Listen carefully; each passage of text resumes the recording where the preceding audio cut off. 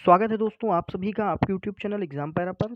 मैं pharmacist robin Singh एक बार फिर से आप सभी के लिए लेकर के आया हूँ हॉस्पिटल एंड क्लिनिकल फार्मेसी के टॉप 30 क्वेश्चंस। और ये हमारे बेसिक क्वेश्चंस हैं। इनमें कुछ आपको नए क्वेश्चंस मिलेंगे, कुछ आपको इजी क्वेश्चंस भी मिलेंगे। और ये नए और पुराने दोनों कैंडिडेट्स के लिए क्वेश्चंस हैं। तो शुरू करेंगे हम अपना आज का video. And hospital with 100 beds is hospital जिसमें 100 बेड होते हैं किस कैटेगरी में आता है? लार्ज हॉस्पिटल में, मीडियम हॉस्पिटल में, स्मॉल हॉस्पिटल में या वेरी स्मॉल हॉस्पिटल में? तो आपके सामने चार ऑप्शन है। The right answer is small hospital. And hospital with 100 beds, अगर किसी हॉस्पिटल में 100 बेड्स हैं तो वो स्मॉल हॉस्पिटल की कैटेगरी में आएगा, या लेस देन 100 बेड्स हैं तब भी स्मॉल हॉस्पिटल की कैटेगरी में आएगा। मीडियम हॉस्पिटल जिसमें 100 से 300 बेड होंगे, जिसमें 100 से 300 बेड होंगे वो मीडियम हॉस्पिटल में आएगा। और जिसमें मोर देन 500 बेड्स होंगे, मोर देन 500 या 500 प्लस 500 बेड से ज़्यादा होंगे, वो आपका लार्ज हॉस्पिटल में आ जाएगा। बढ़ेंगे अगले क्वेश्चन की तरफ। The valuable reference material which helps medical and paramedical staff in evaluation is. देखिए आपसे पूछ रहा है कि the valuable reference material, valuable reference material मतलब आप जैसे किसी हॉस्पिटल में जाते हैं तो आपके पास जो भी रिकॉर्ड्स हैं उन्हीं की बात हो रही है, जो कि हेल्प करते हैं पैरामेडिकल स्टाफ की और साथ ही साथ मेडिकल स्टाफ की। ठीक है, आपको इवेल्युएट करने के लिए ये basically patient point of view से जो है क्वेश्चन पूछा जा रहा है। तो वो क्या होता है? एडमिनिस्ट्रेटिव रिकॉर्ड होता है, मेडिकल रिकॉर्ड होता है, हॉस्पिटल फॉर्मुलरी होता है, या none of the above? The right answer is आपका होता है मेडिकल रिकॉर्ड। जो मेडिकल रिकॉर्ड होता है ये पेशेंट पॉइंट ऑफ व्यू से ये क्वेश्चन है। The valuable reference material which help medical and paramedical staff in evaluation, यानी आपको इवेल्युएट करने के लिए। सपोज दैट आप पेशेंट हैं, कहीं दूसरी जगह दिखाया, आपको फ़ायदा नहीं मिला, आप दूसरे हॉस्पिटल में गए और वहाँ पे अपने सारे डॉक्यूमेंट्स लेकर के जाएँ। जो आपका पिछला ट्रीटमेंट था वो लेकर के जाएँ, जो भी आपके डॉक्यूमेंट्स हैं, जो भी आपकी जाँचें हैं, ये सब आपका मेडिकल रिकॉर्ड्स में आ जाता है। ठीक है, तो इन सब चीज़ों को देख करके जो है उनको थोड़ा आसानी रहती है, जो वहाँ का मेडिकल स्टाफ होता है और जो पैरामेडिकल स्टाफ होता है। ठीक है, क्वेश्चन नंबर 3 पे चलेंगे। Number of pharmacist required in 300 bedded hospital. देखिए अगर 300 बेड का अस्पताल है तो वहाँ पे फार्मासिस्ट की जो संख्या है वो कितनी होनी चाहिए? 10 होनी चाहिए, 8 होनी चाहिए, 5 होनी चाहिए या 3 होनी चाहिए? अगर 300 बेडेड हॉस्पिटल है तो फार्मासिस्ट की संख्या कितनी होगी? 10 होगी। जाकर कितनी होगी? 10, यानी 10 फार्मासिस्ट चाहिए 300 बेड के हॉस्पिटल के लिए। अगर 200 बेड का हॉस्पिटल है तो 8 फार्मासिस्ट चाहिए। ठीक है, अगर 100 बेड का हॉस्पिटल है तो 5 फार्मासिस्ट चाहिए। अगर 50 बेड का हॉस्पिटल है तो 3 फार्मासिस्ट चाहिए। ठीक है, 50 बेड के हॉस्पिटल के लिए 3 फार्मासिस्ट, 100 बेड के हॉस्पिटल के लिए 5 फार्मासिस्ट, और आपका जो 300 बेड का हॉस्पिटल है उसके लिए 10 फार्मासिस्ट, और 200 बेड के हॉस्पिटल के लिए 8 फार्मासिस्ट। बढ़ेंगे अगले क्वेश्चन की तरफ। Question number 4, the minimum pharmacy in any hospital should be of size of. देखिए मिनिमम फार्मेसी, देखिए जो फार्मेसी का साइज होना चाहिए वो मिनिमम कितना होना चाहिए किसी भी हॉस्पिटल के अंदर? 100 स्क्वायर फीट, 150 स्क्वायर फीट यानी 150 स्क्वायर फीट, 200 स्क्वायर फीट या 250 square feet? The right answer is 250 square feet, यानी 250 स्क्वायर फीट जो है मिनिमम एरिया होना चाहिए किसी भी फार्मेसी के अंदर। चार्ट में कि 250 square feet, 250 square feet is the minimum required area for any sized hospital. किसी भी साइज के लिए मिनिमम जो है 250 स्क्वायर फीट चाहिए होता है रिक्वायर्ड एरिया हॉस्पिटल के लिए। 10 स्क्वायर पर फीट, 10 स्क्वायर फीट पर बेड, यानी एक बेड के हिसाब से 10 स्क्वायर फीट चाहिए होता है 100 बेडेड हॉस्पिटल के लिए। फार्मेसी का एरिया मतलब 10 स्क्वायर फीट पर बेड, अगर 100 बेड का है तो 6 स्क्वायर फीट पर बेड, मतलब एक बेड के हिसाब से 6 स्क्वायर फीट फार्मेसी का एरिया होना चाहिए 200 बेड हॉस्पिटल के लिए। फिर आ जाएगा floors of pharmacy should be smooth is the washable and acid resistance. बाकी चीज़ें आपके जो है अभी इस क्वेश्चन के हिसाब से, आपकी इस क्वेश्चन के हिसाब से नहीं थी। बढ़ेंगे अगले क्वेश्चन की तरफ। तो आप लोग समझ गए the minimum pharmacy in any hospital should be of size of 250 square feet.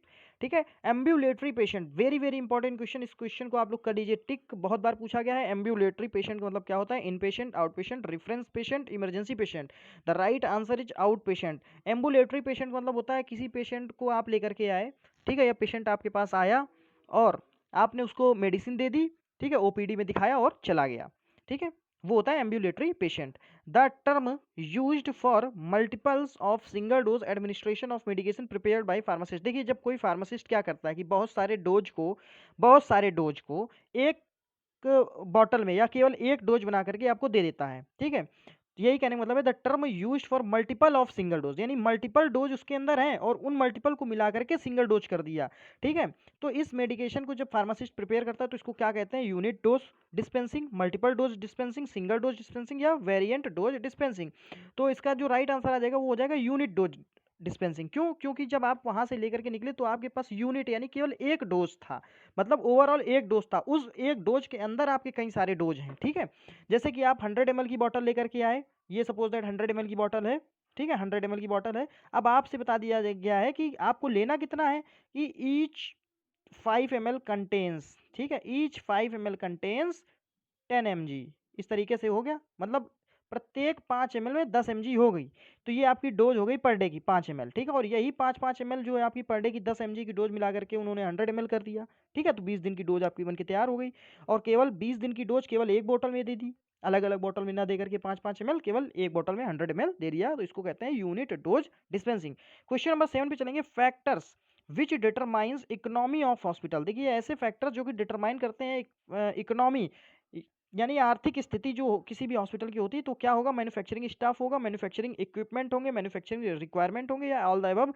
तो इसका जो राइट आंसर होगा वो होगा ऑल द अबव। भाई देखो, जो किसी भी हॉस्पिटल की जो इकोनॉमी डिपेंड करती है वो सभी चीज़ों पर डिपेंड करती है, जो भी चीज़ें इसमें से आपको बताई गई हैं, manufacturing staff, manufacturing equipment, manufacturing requirement, all the above.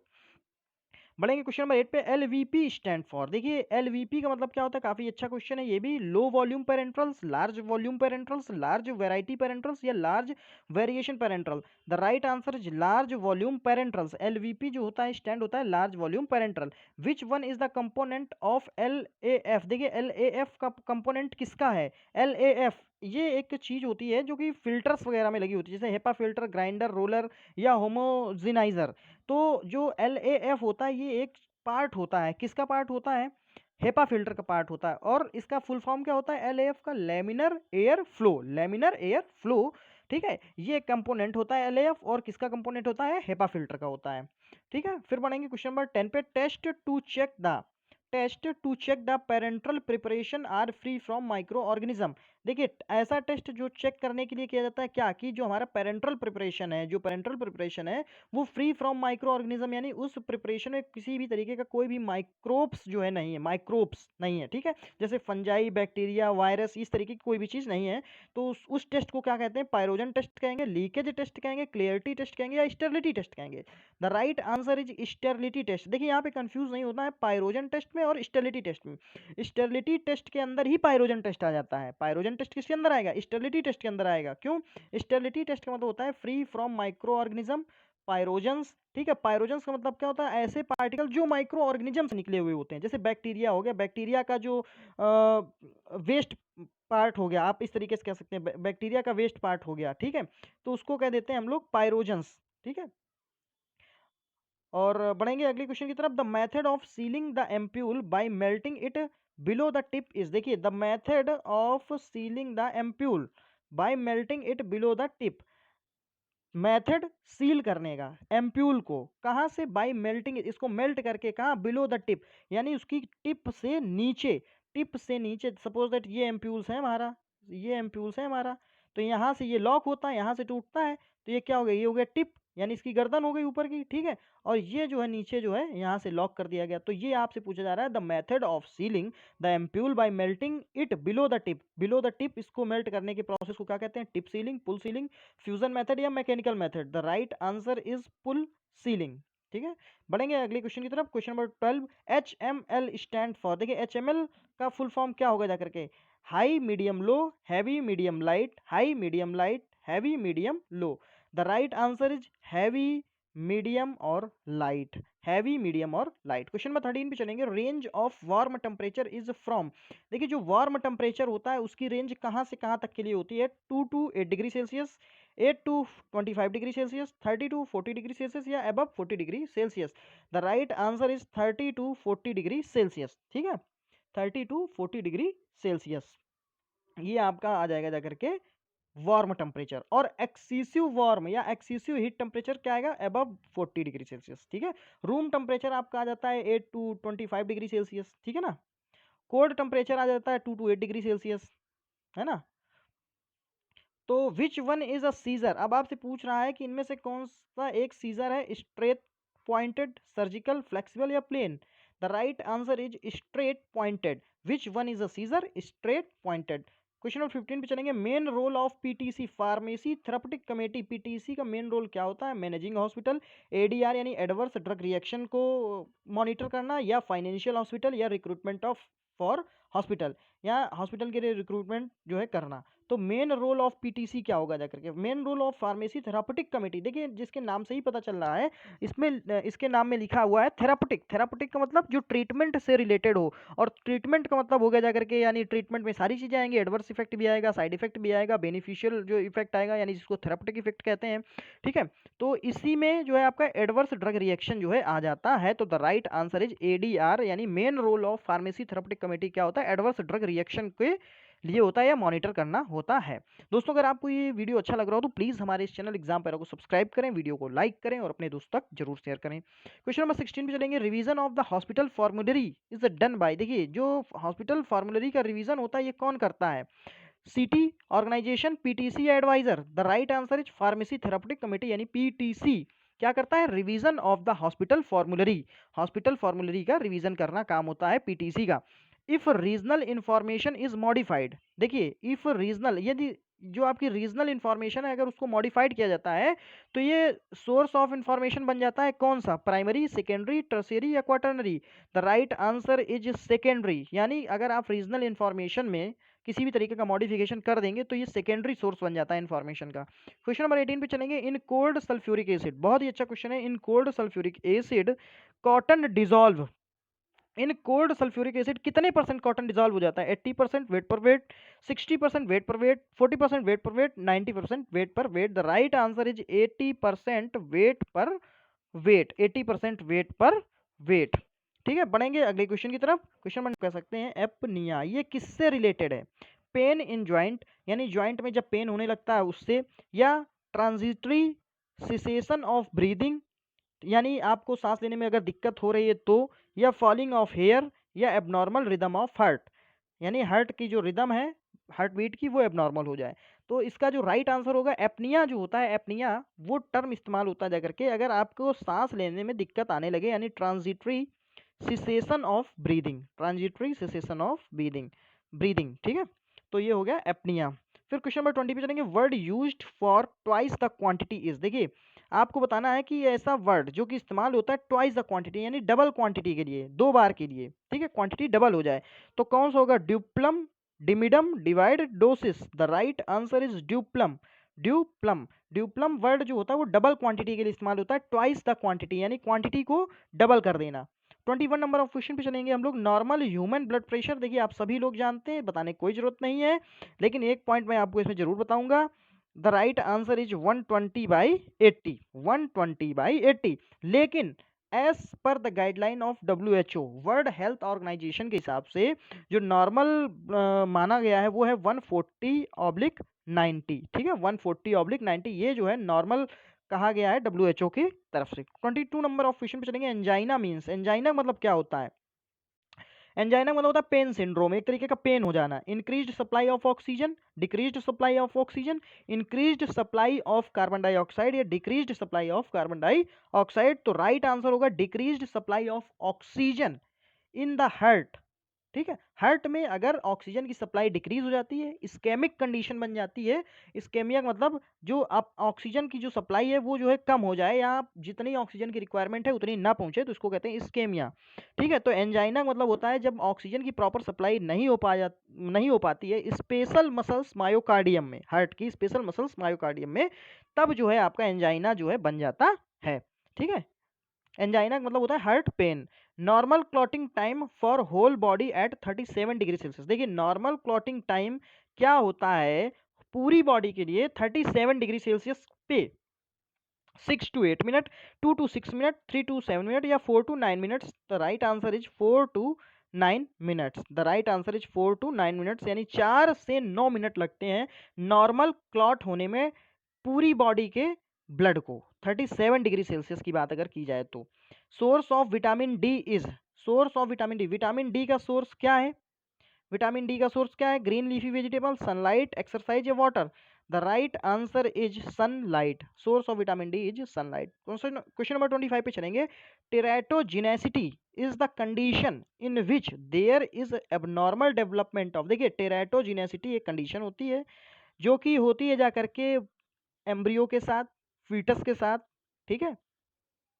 तो ये इसका मतलब क्या हो गया जा करके, अगर टेराटोजेनेसिटी किसी भी बच्चे को होती है, ठीक है, जब बच्चा माँ के पेट में होता है तो टेराटोजेनेसिटी एक डिसऑर्डर हो जाता है। कब हो जाता है? कुछ दवाएं होती हैं, ठीक है, कुछ दवाएं ऐसी होती हैं जैसे थैलिडोमाइड, अगर आप इनको खिला देंगे तो फोकोमेलिया हो जाता है, ठीक है। इसी तरीके से टेराटोजेनेसिटी एबनॉर्मेलिटीज आ जाती है बच्चों में, और इस एबनॉर्मेलिटीज में होता क्या है, लिम्स, जो उनके हाथ और पैर हैं, इनका विकास जो है डिस्टर्ब हो जाता है, एबनॉर्मल हो जाता है, ठीक है। तो इसको कहते हैं टेराटोजेनेसिटी। तो इसमें क्या होगा, जो भ्रूण है, जो बच्चा है, जो एम्ब्रियो है, या जो आप कह सकते हैं फीटस है, इनका जो डेवलपमेंट है लिम्स का, वो जो है डिस्टर्ब हो जाता है, एबनॉर्मल हो जाता है। लिम्स का मतलब हाथ और पैर।